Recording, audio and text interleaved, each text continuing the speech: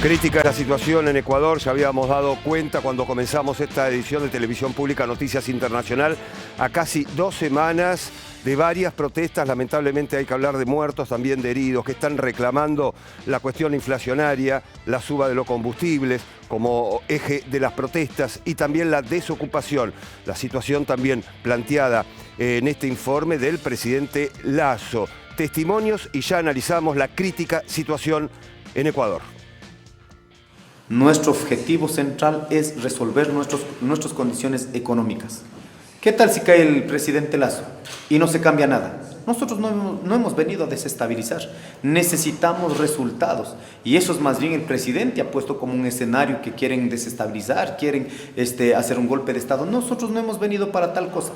Hemos venido por resultados porque no alcanza el tema económico en nuestras familias. Realmente es un momento muy complejo. Nosotros hubiéramos esperado que el presidente de la República responda a los temas centrales sobre la crisis, la pobreza que está viviendo nuestra gente. Sin embargo, no lo hemos tenido.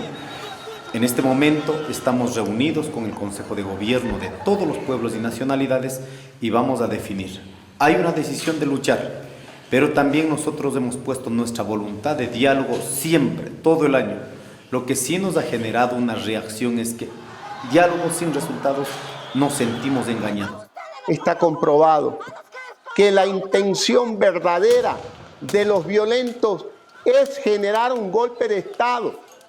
Y por eso hacemos un llamado a la comunidad internacional para advertir de este intento de desestabilizar la democracia en el Ecuador.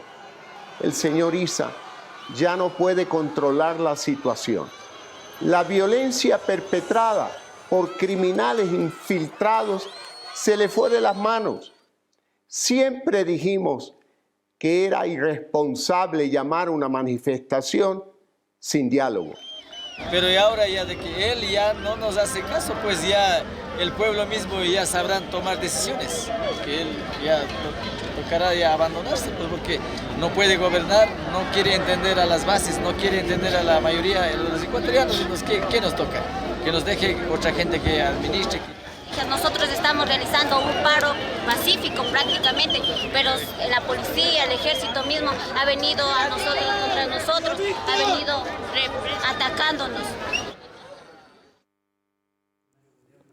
Esta es la situación en Ecuador y lamentablemente todo indica que estará empeorando en los próximos días porque no hay respuesta por parte del gobierno a las protestas y una protesta que va a continuar, Ever. Esta es la realidad. Sí, efectivamente. Todo hace pensar que la protesta va a continuar. Hay que ver hasta cuándo va a continuar también, porque como bien veíamos en el informe, Lasso anticipó que la represión se va a intensificar. Sí. Hay una cuestión ahí que me parece que es clave, que es también la suerte de diferencias que se plantean al interior del movimiento indígena entre la manifestación. Recordemos, el movimiento indígena en Ecuador es tal vez el principal movimiento indígena de América Latina en cuanto a su capacidad de movilización y su fuerza. Sin embargo, en el Parlamento, hoy a la tarde, hora 18 de Ecuador, se va a discutir lo que se llama la muerte cruzada, como comentábamos al inicio del programa, es decir, esta posibilidad de que la Asamblea reclame la renuncia del presidente, la convocatoria a nuevas elecciones y también la renovación del Parlamento. Sin embargo, esta medida, impulsada en cierta medida por el bloque correísta en la Asamblea, ante la situación que está viviendo Ecuador, una situación, recordemos también, crítica en términos socioeconómicos. Recordemos que Ecuador, lo habíamos visto cuando analizamos el discurso de Lasso, tiene una necesidad de reembolsar préstamos que adquirió con el Fondo Monetario Internacional, que está exigiendo ajustes. Esto dificulta la situación de Lasso, pero todo hace pensar que el correísmo no cuenta con los votos, ¿sabes de quién? Del Pachacuti, que es el partido, el brazo político del movimiento indígena, que sin embargo parece encontrar una suerte de cortocircuito con el movimiento y no estaría acompañando esta posibilidad. Bueno, recién Ever hacía mención a la importancia justamente de la comunidad indígena en Ecuador, seguramente una de las más importantes de América Latina, pero veamos la incidencia y la importancia que tiene en Ecuador Félix Taylor justamente con esta información.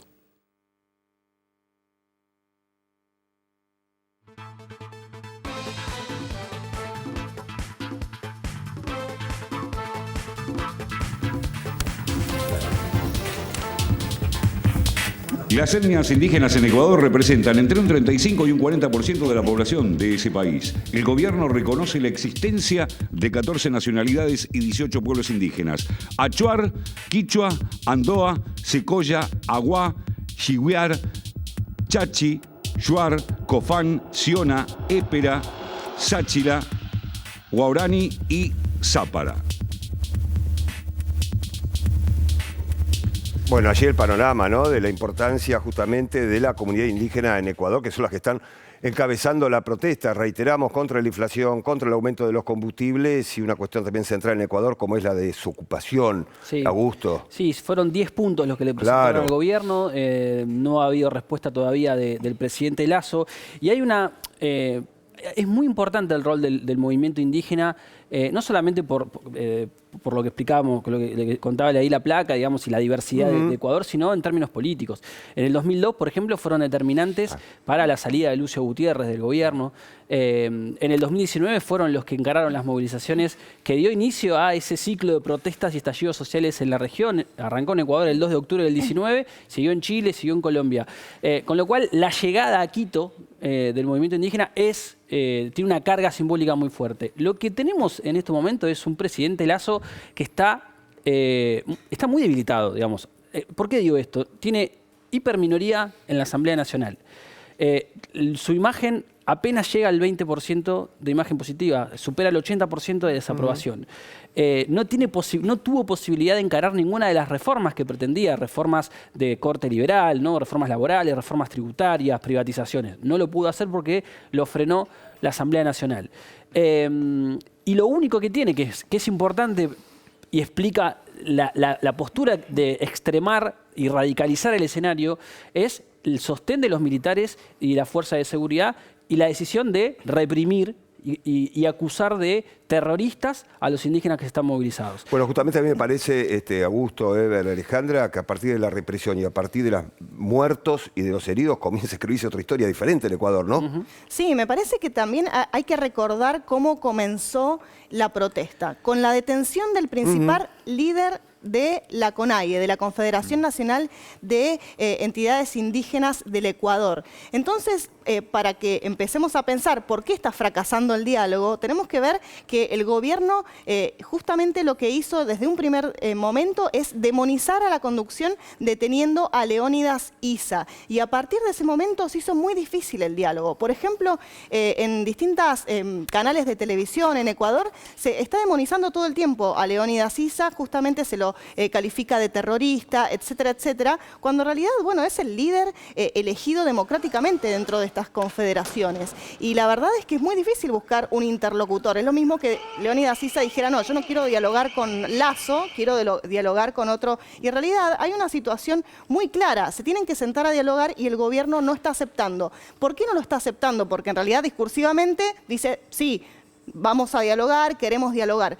Pero paralelamente desata todos los días y cada vez de manera, yo creo que peor, una represión feroz mientras llama al diálogo. Entonces lo que dice el movimiento indígena es, no puede llamar al diálogo y al mismo tiempo reprimir. Tiene que haber una tregua para sentarse a dialogar, pero la verdad es que el gobierno de Lasso está...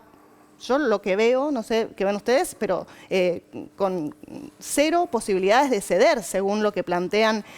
No hay ningún punto que se pueda ni siquiera dialogar, porque el tema del aumento de combustibles es algo que viene desde hace tiempo. Bueno, inclusive lo de la muerte cruzada, esta cuestión parlamentaria, esta posibilidad de que esta tarde se discuta y demás. Ya se había propuesto anteriormente. Sí, se propuso con los Pandora Papers, que también está involucrado Lasso. Tiene 48 asambleístas, el correísmo, y necesitan 92 votos. Es muy complejo que suceda. Lo que pasa es que uno podría interpretar también que esta dificultad para que justamente este tipo de mecanismo entre en una discusión real, al ver que justamente los votos no les da a la posibilidad de destituirlo a Lasso, esto le permitió ayer radicalizar también su discurso.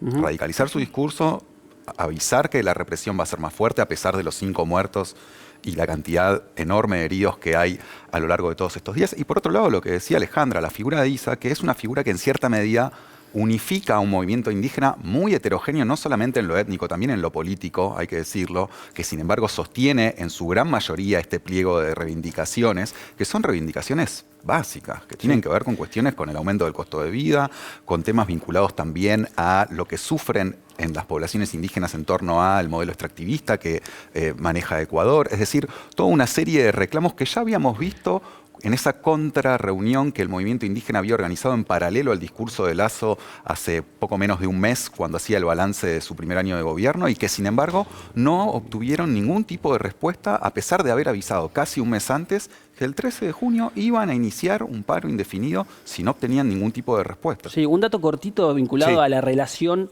de Pachacuti con el gobierno de Lasso. Gracias a la alianza de Lasso con Pachacuti, el brazo político de la CONAIE, pusieron la presidencia de la Asamblea Nacional. Guadalupe Llori es de Movimiento Pachacuti, que como decía Ever, son 25 asambleístas que están partidos en 4. Pero ayer emitieron un comunicado oficial donde dijeron no vamos a permitir que la crisis la aproveche el correísmo para volver al poder. Es decir, hay un sector de Pachacuti y del movimiento indígena que no quiere saber nada con aliarse con el correísmo porque hay una suerte de alianza con los sectores de derecha. Por supuesto vamos a seguir analizando la situación en Ecuador y de